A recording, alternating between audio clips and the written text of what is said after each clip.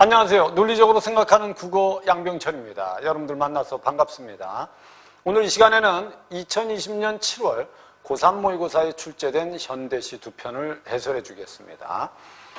시를 해설하기 전에 과연 수험생들이 시를 어떻게 읽어야 되는지 그 방법을 먼저 간단하게 설명한 다음에 작품을 분석해 주겠습니다. 여러분, 시는 문학입니다. 문학은 여러분 구체적으로 쓰여 있습니다. 구체적이란 말은 여기서 감각적이란 뜻입니다. 제발 문학이 추상적이다라는 생각을 좀 버렸으면 좋겠습니다. 대부분 등급이 낮은 학생일수록 여러분들 문학이 구체적이라는 걸 이해를 잘 못합니다. 원래 구체적이라는 건 감각적이라는 건데, 여러분들 이 시의 맨발이라는 소재도 구체적입니까? 추상적입니까? 구체적이죠. 우리 맨발 맨날 보는 거 아닙니까? 집에서. 그 다음에 우리가 신는 구두도 우리가 감각적으로 느낄 수 있는 구체적인 소재입니다. 이런 구체적으로 쓰여 있는 게 문학이고, 시도 그렇게 쓰여 있습니다. 근데 학생들은 시에 대단히 많은 의미가 들어있다고 생각하고 시를 읽으면 곤란하다는 거죠. 수능은 그렇게 풀면 안 됩니다. 여러분들이 나중에 대학교 가서 감상할 때는 그렇게 감상하세요. 그 다음에 시를 읽을 때는 어떻게 읽어야 됩니까? 시를 읽을 때는 일단 첫 번째, 추상적인 의미는 절대 떠올리려고 하지 마세요. 이 추상적인 의미라는 게 여러분 그 속에 들어있는 상징적 의미를 뜻하는데, 그 상징적 의미는 생각하지 않아도 됩니다. 시를 읽고 그냥 구체적인 장면을 통해서 시어의 이미지 정도 비교하는 건 괜찮지만, 알았죠? 그 속에 어떤 의미가 들어있을까를 떠올리면서 읽지는 마라. 그 다음에 표현상의 특징을 생각하면서 읽지 마세요. 시를 읽을 때는 여러분 그냥 주어진 제목을 보고, 그 다음에 시를 읽으면서 지문에서 중심 대상을 여러분들이 찾으면 됩니다. 이건 여러분 제목에 대상이 나와 있습니다. 맨발이 중심 대상이고 구두가 중심 대상입니다. 그럼 여러분들이 읽을 때 얘네들을 중심으로 읽으면 되는 겁니다. 그리고 이 대상을 통해서 뭘 찾는 게 중요하냐, 파악하는 게, 구체적인 상황을 여러분들이 이해하는 게 좋습니다. 즉 세부 내용을 이해하라는 겁니다. 근데 이 세부 내용을 이해할 때 내가 읽었는데 무슨 말인지 모르는 거에 신경을 쓰지 마시고, 내가 읽고 이해할 수 있는 어휘나 문장을 중심으로 그냥 읽으세요. 그래서 그걸 통해서 전체 중심 내용을, 핵심 내용을 이해하시면 됩니다. 즉 핵심 상황을 이해하면 됩니다. 우리가 소설을 읽을 때도 여러분 세부 내용을 다 파악한 다음에 그걸 모아서 이 글 전체의 중심 내용이 뭔지를 이해하지 않습니까? 비문학도 똑같은 겁니다. 글은 여러분들 세부 내용을 이해한 거 가지고 전체 내용을, 중심 내용을 이해하는 게 중요합니다. 세부 내용 중 일부가 빠졌다고 해서 여러분 전체 중심 내용을 이해 못하는 건 아닙니다. 중간에 혹시나 표현이 어려운 부분이 나왔다고 해서 당황하지 않았으면 좋겠어요. 그래서 시를 읽을 때는 그냥 제목과 그 다음에 대상과 구체적인 상황과 그 다음에 핵심 내용을 이해하시는 게 가장 중요하다. 이렇게 읽으려고 노력하셔야 돼요. 알았죠? 중간에 어려운 문장이 좀 있더라도. 선생님이 보기에는 이 가시 맨발을 읽고 여러분들은 이 정도의 장면만 이해하시면 됩니다. 화자가 어물전에 가서 개조개를 봤는데 개조개가 맨살을 드러냈다가 천천히 집어넣습니다. 그걸 본 시적 화자는 이 개조개가 저 맨살을 하고 천천히 자기의 슬픔을 참으면서 집이 가난하면 음식을 구해다 가족들을 먹이면서 살아왔을 것이라고 추측한 내용입니다. 이 선생님이 지금 얘기한 건 상징적 의미가 아닙니다. 이 시의 구체적인 장면입니다. 그냥. 그 다음에 송찬호의 구두도 내가 구두를 하나 샀어요. 근데 안 맞아요. 그래서 불편해요. 근데 어느 정도 적응하면서 그냥 살았어요. 근데 안 되겠어요. 그래서 새 구두를 하나 샀어요. 발에 딱 맞아요. 그래서 나는 새 구두를 신고 새처럼 날겠습니다. 이게 다예요. 그럼 우리 이 시를 통해서 뭘 알 수 있죠? 이 맨발을 통해서는 개조개의 삶을 통해서 삶을 느낄 수 있고, 구두를 통해서는 시적 화자가 어떻게 살아왔는지 삶의 과정을 느낄 수 있다는 겁니다. 이 두 편의 공통점은 다 이게 들어있다는 거죠. 삶의 과정. 이건 문제를 풀 때 생각하는 겁니다. 그러니까 여러분들이 시를 이해할 때는 그냥 요 중심 대상과 함께 구체적인 상황, 요 중심 대상을 중심으로 한 구체적인 상황만 이해하시라는 겁니다. 그리고 문제를 풀면 그때 여러분들이 알고 있는 개념을 가지고 표현상의 특징을 구별하고 여러분들이 이해한 내용을 가지고 어휘들의 상징적 의미나 이미지를 비교하시면 되는 겁니다. 상위권 학생들은 그래서 시를 깊이 있게 읽기보다는 그냥 비문하게 읽듯이 읽습니다. 근데 등급이 좀 낮은 학생들은 읽다가 어려운 문장이 나오면 그 문장 때문에 당황해서 전체 상황을 이해 못하는 경우가 많습니다. 그런 실수만 안 한다면 여러분도 충분히 혼자서 그냥 시를 읽고 그냥 문제를 다 맞출 수 있습니다. 예전에 해설할 때 선생님이 많이 얘기했지만 시를 거의 완벽하게 이해해야지 4문제, 3문제를 다 맞히는 게 아니고요. 어느 정도 이해해서 상황만 이해하면 문제는 다 맞출 수 있습니다. 자, 그럼 지금부터 선생님이 얘기한 걸 바탕으로 해서 두 편의 시를 한번 해설을 해주겠습니다. 자, 가시 맨발을 한번 보겠습니다. 이 맨발을 여러분들이 읽었을 때 처음 만약에 수험생들이 이 시를 읽었다면 이 정도는 이해할 수 있어야 됩니다. 어물전에 개조개 한 마리가 있고 이 개조개가 맨발을 내밀었어요. 근데 이 문장이 있죠. 죽은 부처가 슬픈 제자를 위해서 관 밖으로 잠깐 발을 내밀어 보이듯 이게 무슨 말인지 몰라도 돼요. 그냥 우리가 맨발을 내밀었다만 이해하면 됩니다. 그럼 여기까지 어물전에 개조개가 맨발을 내밀었어요. 그리고 그 맨발은요. 펄과 물속에서 오래 든 부르튼 맨발이었어요. 맨발을 좀 더 구체화시킨 거죠. 그죠? 그 다음에 내가 조문하듯이 이 단어는 좀 알죠. 사람이 죽으면 여러분들 위로하기 위해서 방문하는 건데 내가 조문하듯이 맨발을 건드렸더니 개조개는 이게 무슨 문장인지 몰라도 된다. 최초의 궁리인 듯 가장 오래 하는 궁리인 듯 천천히 발을 거두었다. 요거만 이해하면 됩니다. 그럼 여기까지만 보면 여러분들 무슨 내용이죠? 화자가 어물전에서 개조개를 봤는데 개조개가 맨살을 드러내고 있다가 내가 만지니까 맨살을 천천히 집어넣었다가 답니다. 이 장면만 이해하시면 된다는 겁니다. 그 다음에 밑에 저속도로 시간도 흘러갔을 거야. 누군가를 만나러 가고 헤어질 때도 저렇게 천천히 움직였을 거야. 이건 화자의 추측이죠. 그 다음에 사랑을 잃고서는 새 부리를 가슴에 묻고 밤을 견디듯 맨발을 가슴에 묻고 슬픔을 견뎌서 우리는 이게 무슨 말인지는 몰라도 좋아.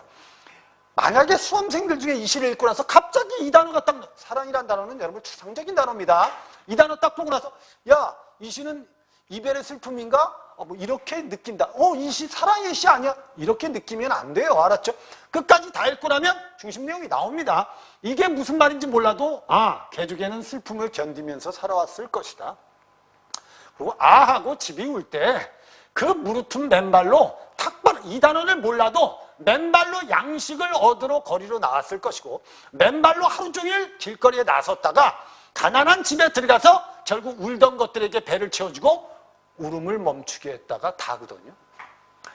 내가 이해할 수 있는 것만 가지고 이해를 해도 알고 있는 것만 가지고 이해를 해도 장면은 이해할 수 있다는 겁니다. 이 장면을 이해하면 우리는 뭘 알 수 있어요? 이 펄과 물속이 그래 개조개의 삶의 터전이었구나. 근데 개조개가 부르튼 맨발을 하고 있다는 건 참 삶이 좀 힘들었겠다. 그리고 가난이라는 단어가 있기 때문에 분명히 가난한 삶을 살았다는 걸 추린을 할 수 있다는 겁니다. 그건 문제를 풀면서 여러분들이 생각하면 되는 겁니다. 일단은 여러분들이 이걸 실전 읽기 할 때는 선생님이 지금 얘기한 것처럼 이해할 수 있는 것만 가지고 대상을 찾고 문장을 이해해서 전체 상황을 이해하는 게 중요하다는 거죠. 선생님은 사실 이 시를 읽고 나서 이걸 느낍니다. 만약 병철이의 친구가 아버지가 거의 지금 죽음을 앞두고 있어요. 병원에. 그래서 병철이가 결국 병문안을 갔습니다. 근데 그 죽어가시는 아버지가 친구의 아버지가 친구의 손을 가만히 꼭 붙들고 있는 장면을 병철이가 봤습니다. 그 병철이는 그 아버지의 손을 보고 나서 이렇게 생각한 겁니다. 정말 진짜 자식들 키운다고 저렇게 고생해서 손이 저렇게 다 갈라지셨는데 이제 그 갈라진 손을 하고 죽음을 맞이하시는구나.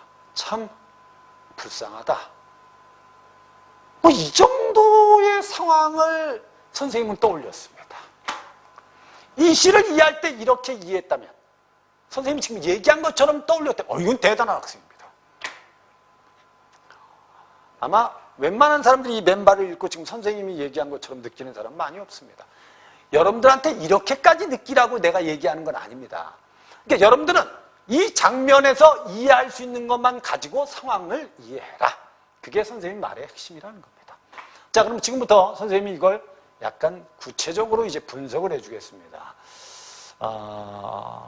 사실 구체적으로 분석할 필요도 없습니다. 하지만 여러분들이 혹시나 이 시가 또 수능 시험에 나오거나 또는 내신 시험에 이 시가 나온다면 여러분들이 시험 볼 때 도움이 될까 해서 선생님이 이제 자세하게 설명을 해주겠습니다. 첫 번째 한번 보겠습니다. 자, 일단 어물전은 공간적 배경이고요. 개족의 한 마리는 얘가 대상입니다. 됐죠? 구체적인 대상입니다. 조개 한 마리가 있어요. 움막 같은 몸 바깥에. 이 몸은 뭐겠어요? 개조개의 껍질 아니겠습니까? 그죠? 근데 이걸 여러분 몸이라고 비유했다는 것 자체가 의인법을 쓴 겁니다. 결국 이 맨발은 여러분 뭐겠어요? 결국 개조개의 맨살입니다. 맨살을 맨발이라고 표현한 것도 결국 뭐다? 의인법입니다. 이런 게 중요한 게 아니지만 알았죠? 알고는 있으세요. 그러니까 어물전 개조개 한 마리가 움막 같은 몸 바깥으로 맨발을 내밀어 보입니다. 일단 제목이 맨발이니까 여기에 치중을 좀 해야겠죠. 여러분들 신경을 써야겠죠. 죽은 부처가 슬피 우는 제자를 위해서 관 밖으로 잠깐 발을 내밀어 보이듯 비웁니다. 됐죠? 결국 맨발을 내밀었습니다야. 알았죠? 여기까지 중심 대상은 다 맨발로 지금 이어지는 겁니다.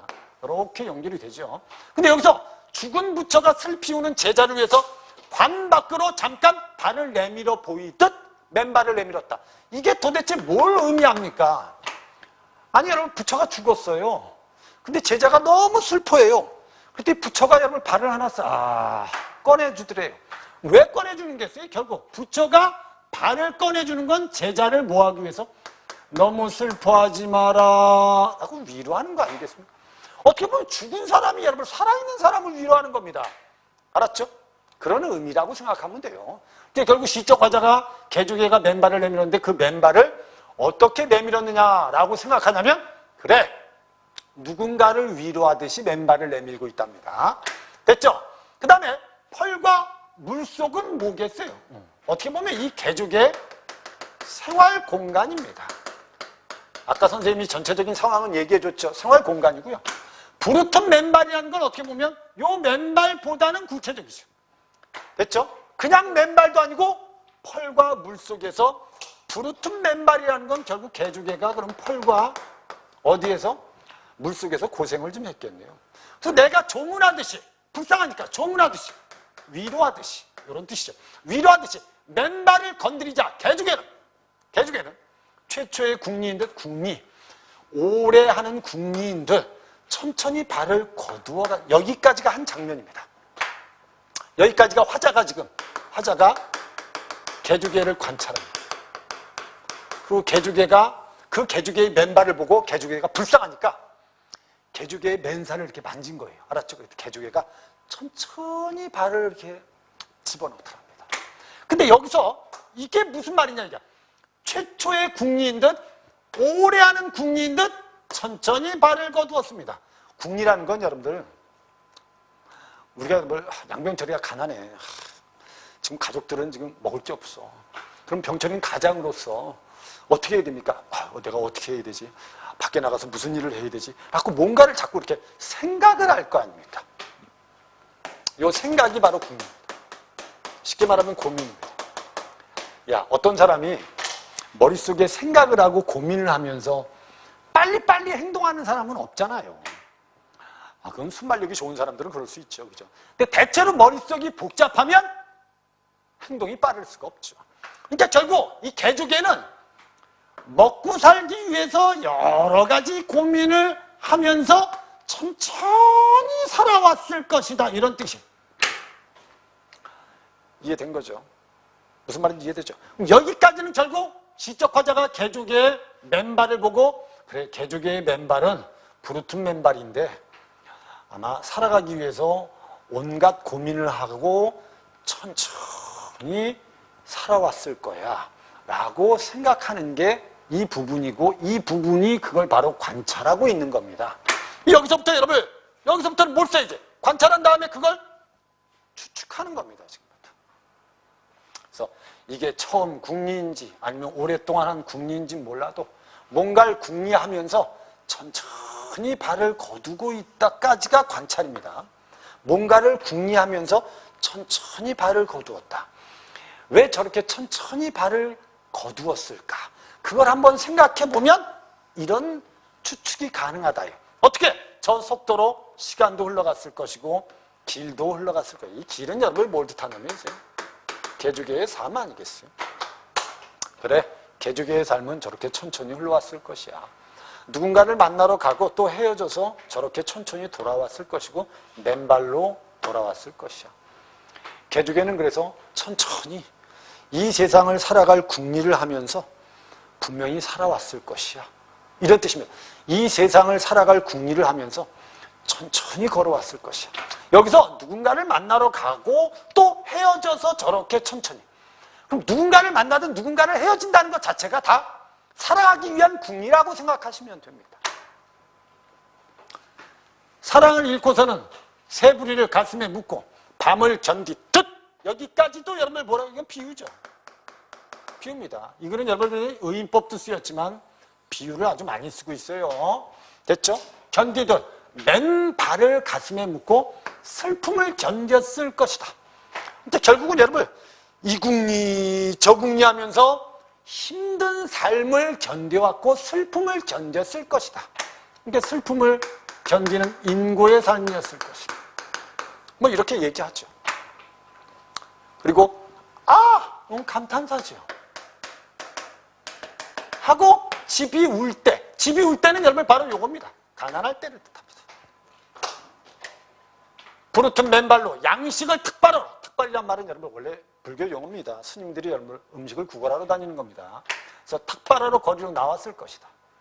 그리고 맨발로 하루 종일 거리를 나섰다가 냄새가, 가난의 냄새가 벌벌벌 풍기는 움막집으로 돌아와서는 그 울던 것들이 누구겠어요?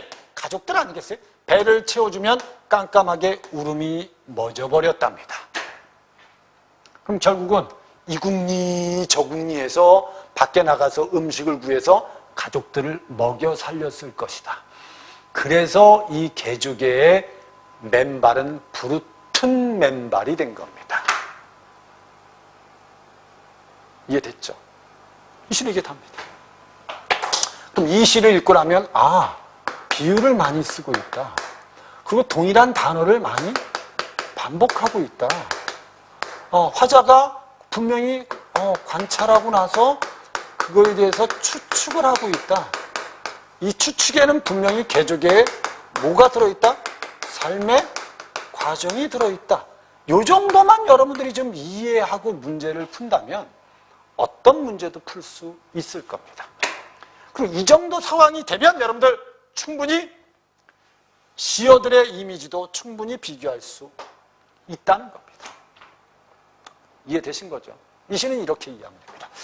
자, 앞에 보면 여러분 그래서 이걸 좀 더 깊이 있게 들어가면 아까 선생님이 그 상황을 하나 얘기해 준 거 있죠. 개조개가 지금 어물전에 있다는 건 조금 있으면 이제 가는 거죠. 이제. 누군가한테 팔려서 이제 먹히지 않겠어요. 그죠? 그럼 개조개는 지금 어물전에 있다는 것 자체가 죽음을 앞두고 있는 겁니다. 근데 이 죽음을 앞둔 이 개조개가 죽은 부처처럼 살아있는 사람들을 위로한다는 것, 이미 죽음을 받아들일 태도가 되어 있다는 거예요. 그래서 내가 개조개한테 조문하듯이 맨발을 건드리니까 개조개는 천천히 맨발을 이렇게 집어넣는다는 건 이미 자기의 죽음을 받아들이는 태도라고 볼 수 있습니다. 이렇게 보면 개조개는 죽음에 대해서 이미 달관한 거예요. 여기까지 느낀다면 아주 이건 깊이 있는 이해라고 보시면 됩니다. 그리고 개주개는 이렇게 살아온 개주개가 결국 천천히 무엇인가를 궁리하면서 살아갈 방법을 궁리하면서 슬픔도 참고 자식들을 위해서 살았다면 결국은 이걸 통해서 우리가 느낄 수 있는 건 한 가장의 삶을 떠올릴 수 있다는 거죠. 요게 이제 이 장면에 들어있는 의미입니다. 여러분들이 시를 읽을 때 이 의미를 생각하면서 읽을 필요는 없습니다. 이게 문제를 풀 때 떠올리면 되는 겁니다. 선생님이 지금 얘기하니까 이해가 되죠? 응? 양명철에 이렇게 열심히 수업했어요. 알았죠? 그리고 나중에 나이가 들었어요. 이제 죽음을 이제 앞두고 있습니다. 이제 자식들이 이제 병철이의 죽음을 막 슬퍼해요. 이때 울고 있는 자식들의 머리를 이렇게 쓰다듬는 병철이의 손. 수업을 하도 많이 해서 여기가 다 갈라지고 이제 늙어가지고 쭈글쭈글해졌어요. 알았죠? 근데 그 손으로 자식들의 머리를 쓰다듬어요. 이해됐죠? 그 손에는 뭐가 들어있겠어요? 당연히 가족에 대한 사랑, 삶의 고달픔 이런 게 들어있겠죠. 그러니까 맨발의 의미는 여러분 결국 뭐다? 결국 가족을 생각하는 사랑의 마음도 있고 거기에 뭐도 있다? 삶의 고달픔도 있다. 그래서 결국 가족을 사랑하면서 고달프게 살아온 한 가장의 모습이 바로 이 시의 주제다. 이렇게 이해하고 끝내시면 됩니다. 나머지 여러분들 표현상의 특징 같은 경우는 이제 여러분들이 어떻게 하면 돼야지. 여러분들이 알고 있는 개념을 가지고 적용을 시키는 겁니다. 이해된 거죠? 그래서 여기 의인법이 쓰였다. 가끔 이 말을 좀 합니다.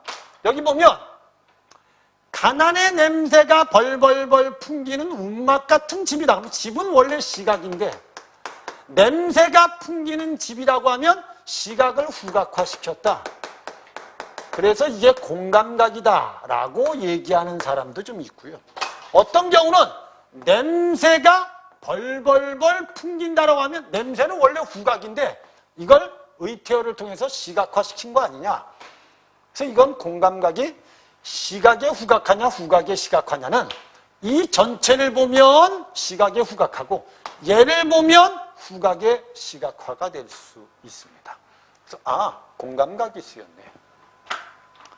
이해되신 거죠? 이해되신 거죠?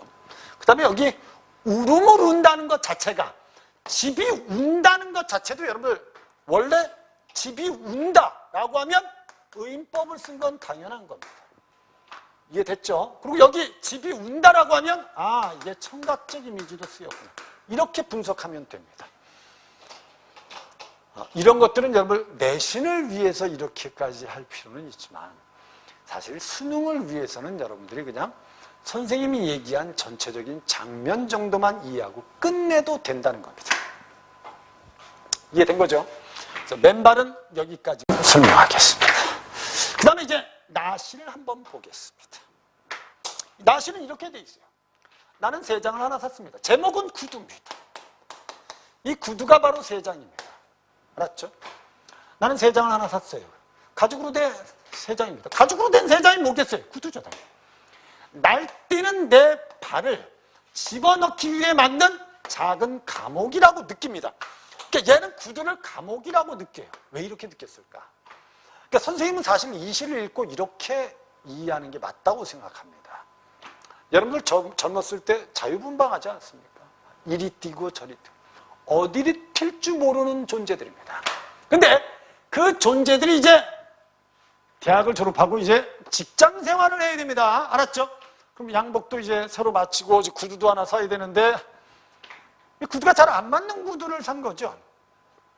이 구두를 어떻게 보면 감옥이라고 느끼는 이건 내가 원래 자유분방했던 존재가 현실을 살아가기 위해서 어쩔 수 없이 신게 된 구두입니다. 근데 결국 이건 현실이 주는 억압이라고 보시면 됩니다. 살아가기 위해서 자기의 자유로운 그 생각을 버리고 이제 현실에 맞춰서 살아가야 된다는 소리입니다. 무슨 말인지 이해되죠? 그래서 이 사람은 시적 화자는 구두를 그래서 감옥이라고 표현한 거예요. 그래서 나는 구두를 하나 샀어요. 가죽으로 된 구두예요. 내 날뛰는 발, 이 자유롭게 살고 싶은 내 발을 나는 구두 속에 집어넣었는데 그 구두가 그래서 나한테는 감옥이에요. 근데 결국 얘는 대학을 졸업하고 결국 직장 생활하는 겁니다.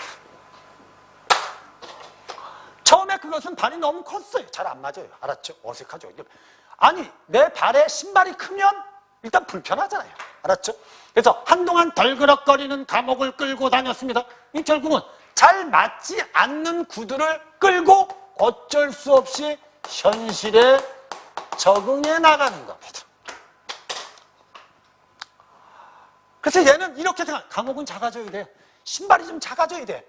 그래서 내 발에 딱 맞으면 나도 새가 날 때 구두를 감추듯이 하늘로 날 수 있는데 날 수가 없는 겁니다. 그럼 이건 감옥이 작아져야 한다는 건 내 발에 딱 맞아야 되는데 맞지 않기 때문에 나는 새처럼 날 수 없다의 뜻입니다. 문장 이해되죠? 문장 이해되죠?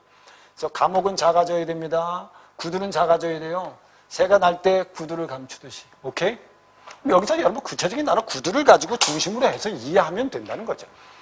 그러니까 맨 처음에 읽을 때 선생님이 지금 얘기한 것처럼 여러분들 느낄 수는 없습니다. 여러분들은 이 정도만 느끼면 됩니다. 그냥 구두를 샀는데 감옥이에요. 나는 새 구두를 샀어요. 그리고 새장 속에 발을 넣었다.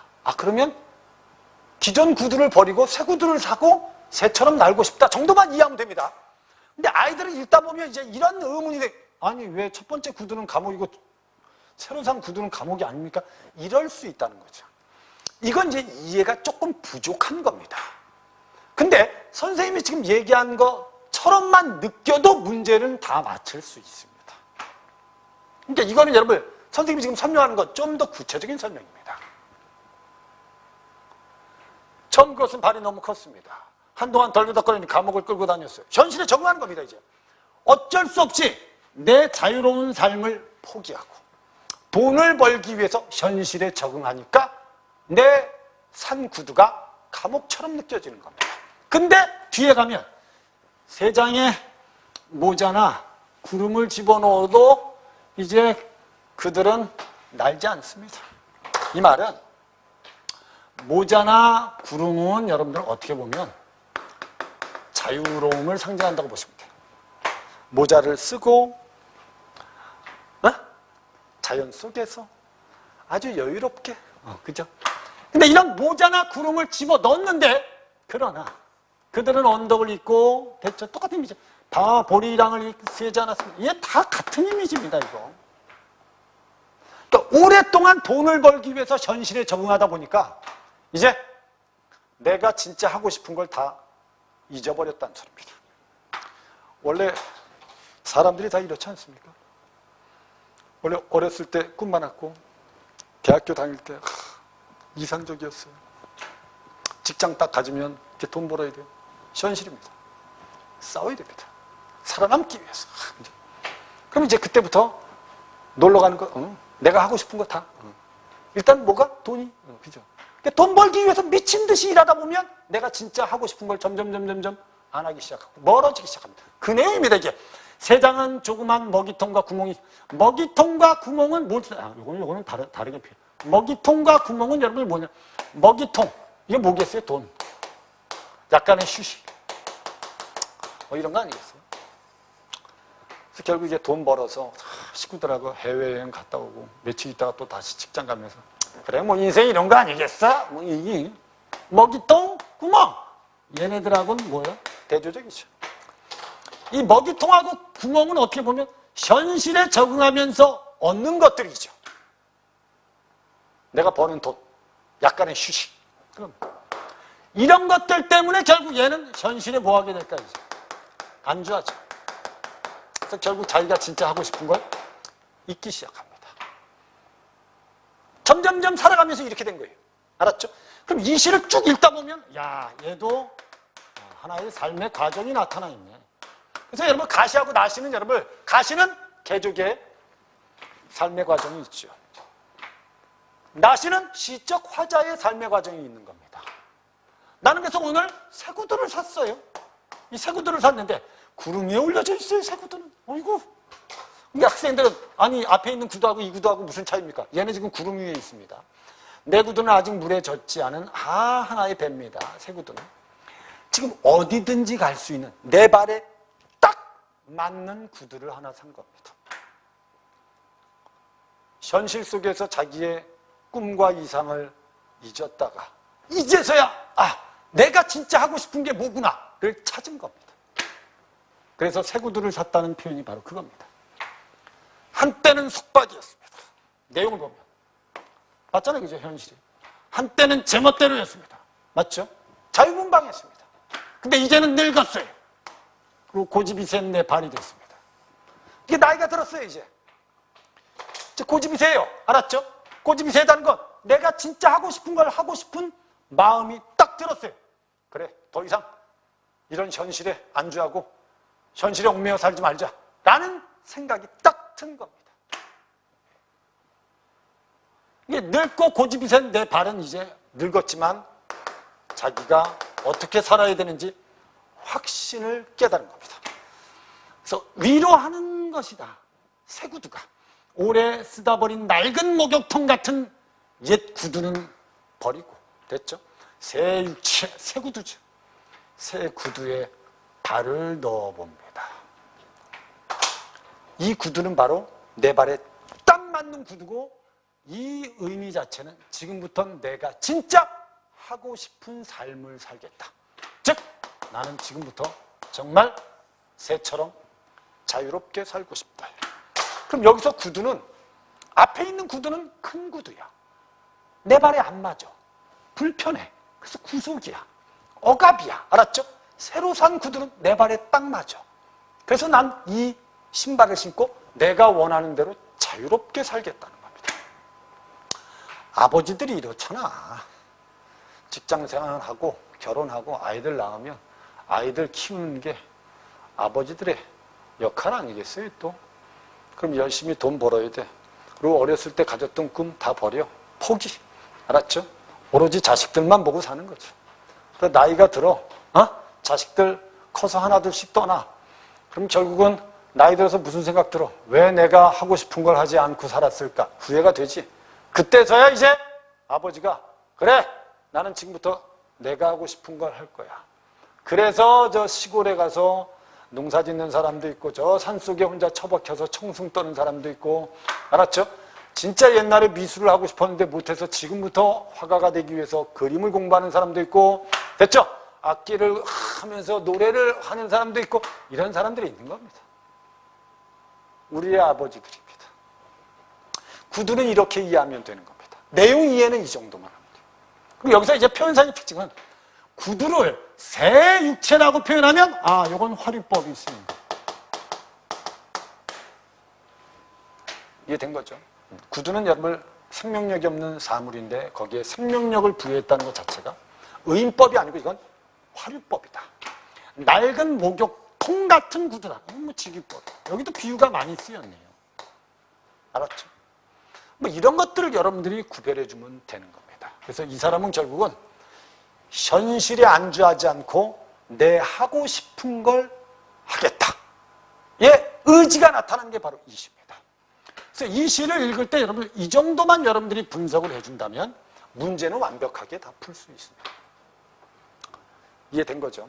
그럼 여기서 세 장은 뭘 비유한 말이고 구두를 비유한 말이네. 됐죠? 감옥이란 말도 뭘 비유한 말이죠? 처음 산 구두를 비유한 말이네. 그럼 여기서 내가 산, 요거는 좀 표시를 세모로 할까요? 세 장이나. 여기 있는 감옥은 일단 부정적인 소재네. 됐죠? 구두는 그것은 너무 많이, 그것은 뭐죠? 처음 산 구두네. 됐죠? 한동안 덜그럭거리는 감옥을 끌고 다녔죠. 감옥은 작아져야 한다는 건 결국은 너무 크니까 내 발에 맞아야 한다는 뜻입니다. 됐죠? 요 정도. 새가 날 때 구두를 감추. 비유 수연.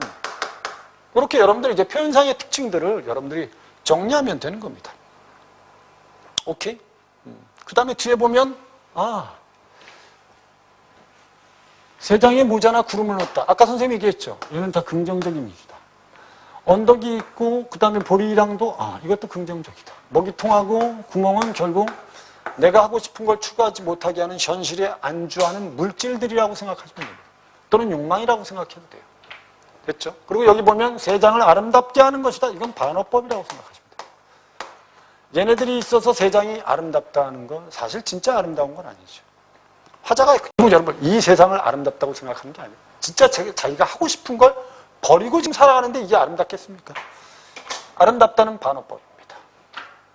이해된 거죠? 그 다음에 이제 새구두를 샀다. 전환입니다. 여기서 이제 전환. 그 다음에 이제 구름 위에 올려져 있다. 이 긍정적 이미지. 새구두도 긍정적. 이렇게 이미지 비교하면 돼요. 그러니까 여러분들이 전체적인 내용이 상황이 이해가 되면 이런 단어들의 이미지 정도는 충분히 비교할 수 있다는 거죠. 그리고 이 이미지 비교한 거 가지고 그냥 문제를 풀면 되는 겁니다. 이해됐죠? 그럼 결국 이 시의 중심 내용은 뭐겠어요? 현실에 얽매였다가 구속되었다가. 알았죠? 뭐를 추구하는? 자유를 추구하려는 의지가 이 시의 중심 내용이다. 이 정도 이해하면 뭐 완벽한 겁니다. 어떤 시험 문제도 풀 수 있습니다. 자, 그럼 지금부터 선생님하고 문제를 한번 정리해 보겠습니다. 실전 읽기 할 때는 여러분들 분명히 내가 아까 얘기했습니다. 중심 대상, 그 다음에 구체적인 상황, 그리고 전체 핵심 내용. 그러니까 선생님이 가시를 읽고 나면 그래, 나이 드신 분이 돌아가시기 전에 내가 병문안을 갔는데 그분의 손과 몸을 보니까 참 자식을 위해서 고생하고 사시다가 돌아가시는 게 안타깝구나. 이런 장면. 그 다음에 이제 나시 같은 경우는 대학교 졸업하고 직장 생활했는데 돈을 벌기 위해서 어쩔 수 없이 자기가 하고 싶은 거 버리고 결국 현실에 적응해 가는 거죠. 그러다가 그게 불편하다는 걸 깨닫고 나서 자기한테 맞는 신발을 사서 결국 자기가 하고 싶은 걸 추구하려는 의지다. 정도만 이해해 두시면 되는데 가에 대한 이해로 적절하지 않은 겁니다. 내밀어 보이고 있다의 반복을 활용해서 대상의 움직임을 관찰하는 화자의 시선을 봤잖아요. 그죠? 이게 반복이 되죠. 내밀어 보이고 있다, 내밀어 보이고 있다, 반복. 그래서 대상의 움직임, 즉 개조개의 움직임을 관찰하고 있구나. 조문하다란 말은 비유다. 됐죠? 하듯 대상을 대하는 화자의 슬픈 감정이 나타나 있다. 불쌍한 거죠. 그 맨발을 보니까 부르튼 맨발. 알았죠? 불쌍한 겁니다. 그래서 조문을 한다는 건 결국 불쌍하기 때문에 위로하는 겁니다. 애상이란 말은 여러분 슬픔이란 뜻입니다. 슬픈 감정을 일으키죠. 슬픔을 견디었으리라는 추측을 통해서 대상의 슬픔을 인내하고 있었을 것이다. 연결되면 됩니다. 이제 아 하고 집이 울 때에는 감각적 이미지, 청각적 이미지를 통해서 대상에 대한 화자의 정서가 드러나요. 집이 운다고 표현하는 건 화자도 지금 여러분들 이 개조개를 보고 슬픔을 느끼기 때문에 집이 운다고 느끼는 겁니다. 근데 울던 것들이 울음을 멈췄다는 건 왜? 먹었으니까. 맞잖아요. 그죠? 음식을 구해다 주고 먹었으니까 울음을 멈춘 겁니다. 그래서 그 대비를 통해 근본적으로 삶이 나아질 수 있다는 화자의 기대가 아니고 결국은 여러분들 이 둘의 대비를 통해서 나타낸 울었던 것들이 울음을 멎었다를 통해서 그래 이렇게 생계를 유지해 왔다는 겁니다. 가난한 삶 속에서 삶이 나아질 거라는 기대가 아니고 결국 이렇게 근근히 천천히 살아왔을 것이답니다. 그래서 여기서 울던 것들이 울음을 멎었을 것이라는 건 결국 개조개의 맨발을 통해서 가족들은 생계를 유지했을 것이다. 이런 뜻입니다. 답은 그래서 5번이 답입니다. 그 다음에 17번 문제도 여러분들 인간의 신체 중에 가장 낮은 곳에 있는 게 발인데요. 보통 삶의 무게를 견디는 고단한 존재일 수도 있고요. 삶의 발자취일 수도 있습니다. 이게 다 의미 다 있죠. 그죠? 인간의 삶의 과정을 드러내는 게 또한 발은 뭡니까? 신발과 함께 연결되어 표현되는데 신발은 또 어떤 느낌이에요? 양면성이 있다는 거죠. 잘 맞으면 자유롭게 이동할 수 있지만 잘 맞지 않으면 구속이 된다는 거죠. 그럼 이걸 가지고 감상을 해보세요. 그래서 기억은 신발로부터 보호받지 못한 부르튼 맨발 모습을 통해서 펄과 물속에서 고단하게 살았구나. 너희는 신체의 가장 낮은 곳에서 천천히 이동하고 있는 발입니다. 이 발을 통해서 소외되어 살아가는 외로움이 아니고 삶을 궁리하는 모습이라고 생각합니다. 삶에 대한 고뇌라고 보셔야 돼요. 또는 삶에 대한, 생활에 대한 고민 정도로 이해하시는 게 좋습니다. 이걸 가지고 소외되고 살아가는 외로움이다, 이거 아닙니다. 이해됐죠? 그러니까 천천히 무엇인가를 계속 궁리한다는 건 결국 살아가기 위해서 고민한다는 소리입니다. 이해되신 거죠, 이제? 그 다음에 삶의 무게를 견뎌내는 존재로서의 발을 통해 양식을 구하러 하루 종일 길거리를 나설 수밖에 없는 힘겨운 삶이다. 뭐 다 이해되죠, 이제? 그래서 답은 여러분 이게 틀렸다는 걸 알 수 있습니다. 발을 구속하는 신발을 작은 감옥이라고 했어요. 알았죠? 그래서 현실에 속박된 삶을 가리키고, 발을 감싸는 신발을 새 육체로 변형을 시켰어요. 일상의 구성을 깨고 이제 자유로움을 추구한다는 건 신발이 발에 딱 맞기 때문입니다. 오케이? 됐어. 2번이 답이에요. 18번에 AB에 대한 이해로 적절한 걸 찾아보세요. A는 아무라, 이건 말이 안 되죠, 그죠? 각박한 현실이 하나예요. 현실에 대한 만족은 얘가 될 수 있어요, B가. B는 될 수 있습니다. 그 다음에 여기서 삶을 유지와 관련된 게 맞죠? 얘는 맞습니다. 그 다음에 삶의 안주와 관련된 거 맞죠? 그죠? 답은 3번입니다. 이렇게 풀어주면 됩니다. 그래서 대부분 학생들은 거기 먹이통이 뭘 의미하는지를 잘 모르는 사람들이에요. 탁발은 여러분 먹을 걸 구하러 가는 거기 때문에 생계 유지고요. 그 다음에 먹이통은 결국 화자가 자기가 하고 싶은 걸 잊어버리고 현실에 만족하고 안주하게 하는 소재라고 보면 됩니다. 나머지는 다 틀렸습니다. 답은 3번이 답이에요. 그 다음에 선생님, 송찬의 구두는 낯설게 하기가 사용되었는데요. 낯설게 하기는 친숙하고 일상적인 사물인 구두가 있는데 그 구두를 낯설게 만들어서 새로운 느낌을 들도록 하는 표현입니다. 이게 당연한 겁니다. 낯설게 하기는 여러분들,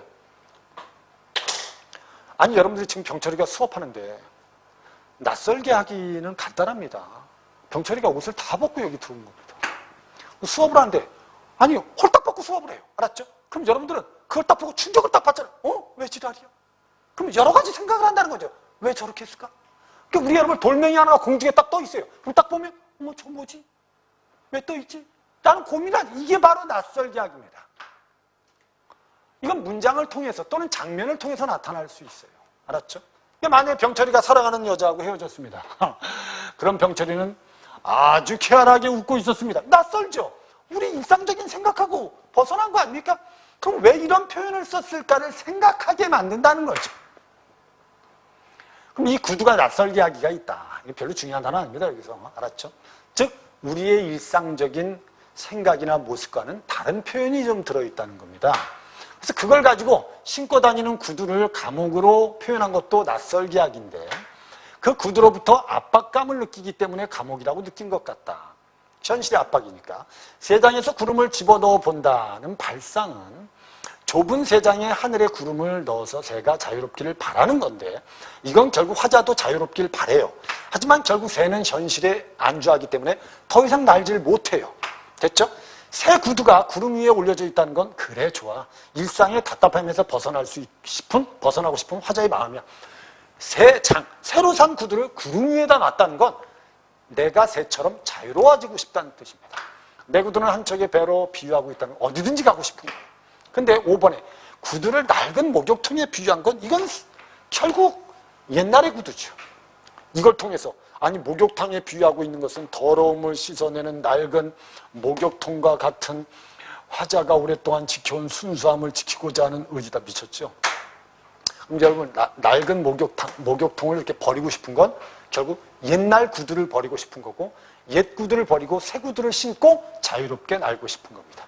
순수해지려는 게 아니고 아니 무슨 몸이 더러워서 깨끗하게 닦으려고 여러분 새 구두를 산 건 아니지 않습니까? 답은 5번이다. 이렇게 풀면 되는데 선생님이 지금 설명한 건 좀 자세히 설명한 겁니다. 근데 여러분들이 실전에 읽을 때는 이렇게 읽을 필요가 없다는 거죠. 제목과 중심 대상과 구체적인 이해할 수 있는 장면만 이해해서 시어들의 이미지를 어느 정도 비교할 정도만 되면 여러분들이 문제를 풀면서 생각하면서 다 풀어나갈 수 있다는 겁니다. 이런 읽기를 해야지 여러분들이 효과적으로 공부를 하는 겁니다. 일단 오늘 해설은 여기까지 하겠습니다. 이 해설을 듣고 도움을 받은 학생들은 구독과 좋아요를 꼭 부탁합니다. 선생님하고는 다음 지문 해설 시간에 만나도록 하겠습니다. 수업 듣는다고 고생했습니다.